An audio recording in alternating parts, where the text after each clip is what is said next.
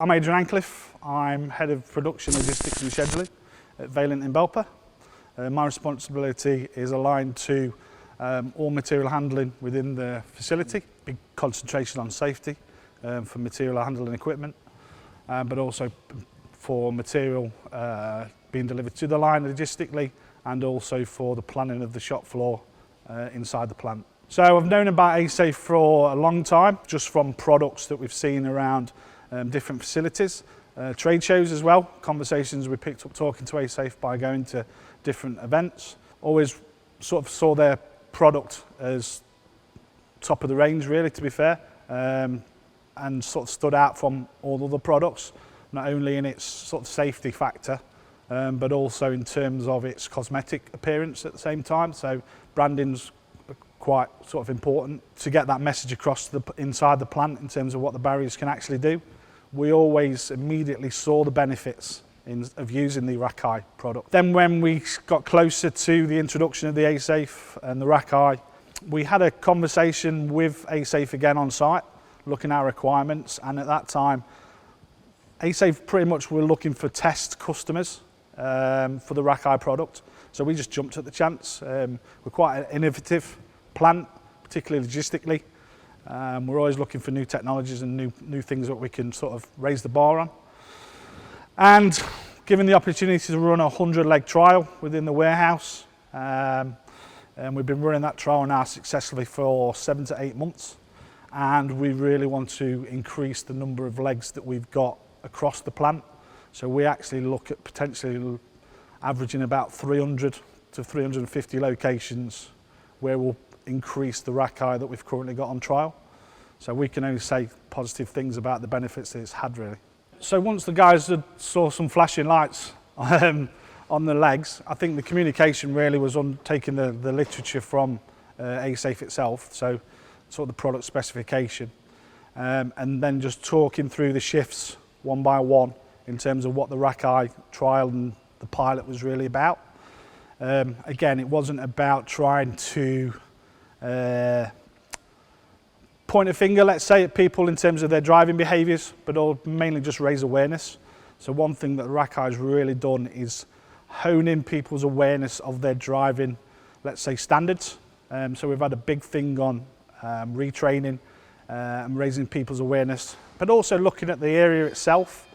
Is that a problematic area? Is the data we're getting from RackEye, because we get the really good data from the KPI reporting. We get regular alerts through the SMS messages, so we're always doing spot checks on the racking.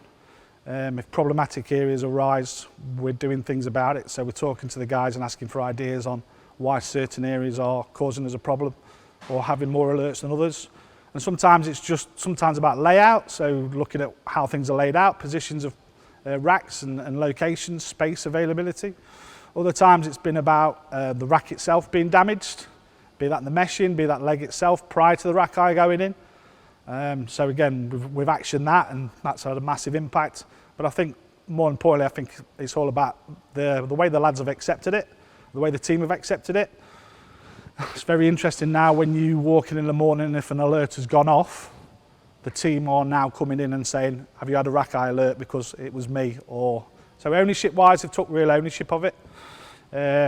And they are hungry now, let's say, for the data that's coming out of RackEye. So every month when we put the KPI reports in, they're really interested to see if the trend's gone down. And they're really honing in on that, do you know what I mean, as a team, to say what areas are now the problem, and they're all coming up with good ideas on the way we can improve it even further. So we can't get it in quick enough to the rest of the plant. And looking at it from an overall team viewpoint, I think the culture that we're trying to adopt in the plant, we're trying to really sort of develop a high performance culture in the plant. I think from logistically, I'm very proud of the lads in terms of the way they've adapted to that. And by getting them involved early and making them aware of it from day one, they've really took ownership of it. And like I say, they've all got their own designated areas that they're responsible for, and they've really grasped it. They really understand the benefits it can do it. Again, it's not about blame, it's just about ownership. It's about accountability, and the lads have really, really grasped that in terms of improving their working environment, because at the end of the day, it's their working environment, it's their equipment. All we're doing is just highlighting the risks to them. Sometimes it might be a bit of a competitive streak, let's say, within the team, but I think more it's about they take ownership, definitely take ownership. And they're really, I think as a plant from a safety viewpoint, not only with the A-Safe products we've got across the plant, but I also think with the other improvements we've done and the awareness we've done with the drivers on forklift training has made the site a whole lot safer, massively safer than what previously or prior. I think we've come a long way in a short time in terms of the safety, and A-Safe's really only added to that to help us do that. We get, like I say, we get the SMS messages every time we have an alert, which is interesting when you get an alert at 6 o'clock in the morning prior to arriving on site, but at least it sets you up for the day. But we use the monthly reporting, one, to look at the trends and analysis on the legs, so we can identify those problematic areas, let's say. And then the lads are using that data to sort of pinpoint on where areas can improve. So it's really getting us to think as a management team and as a logistics team on the areas that we need to maybe look at redesign, where we need to look at more safety factors. Do you know what I mean? Are we trying to get people to do activities in areas that just are too small? So it's really sort of challenged our own thought process in terms of why do we keep getting repeat events in certain areas. Certain example we had was purely where we had if we looked at the trend, there's a certain hot spot, which purely was down to the meshing on the racking being damaged, that was kept getting caught as there was taking material off the rack. So that came back as a feedback from the team. We've changed the mesh, now we've got no hot spot. So it's just awareness, the team sort of understanding what's triggering the impact or the alert, and then actioning it.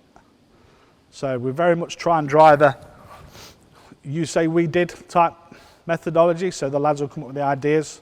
Do you know what I mean? We've run a sort of safety program where the guys generate the ideas, and then it's actioning those, the ones that are practical and feasible for us to do quickly.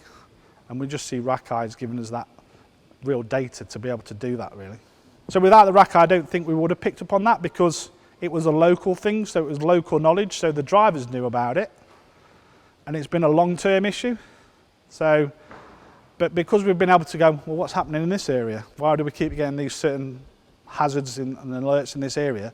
Straight away, the mindset of the team is, oh yeah, we've got a problem with the rack. So, do you know what I mean? It's improved communication and feedback tapped back to us to actually action what the data's doing for us.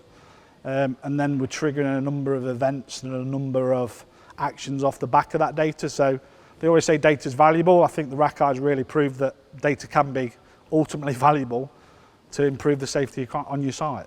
We talked earlier about the data from the RackEye information.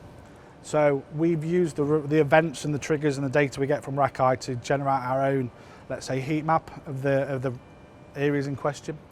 So it's made it really evident and was really clear to us in terms of the problematic areas we had with the RackEye instances we were having.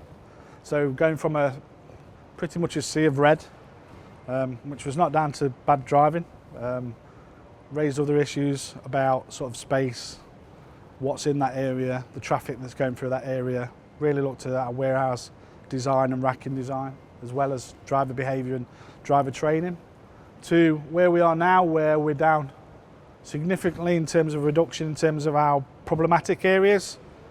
We've saw overall a 75% reduction in RackEye impacts over the 6 months that we've been running the initial pilot. What we also use, so from the self-generation of a heat map to the actual information we get from the RackEye system, there's probably about 10 reports you can get by the RackEye system in all different data sets. What we've done is actually configure it to what we think is relevant into our own type 4-boxer type information report. So it really communicates well to the lads the downward trend that we're experiencing, but also getting them to look at the specific areas where we are generating most of those impacts. So that information correlates back to the heat map, so it's easy to identify still the areas that we need to do the work on to improve.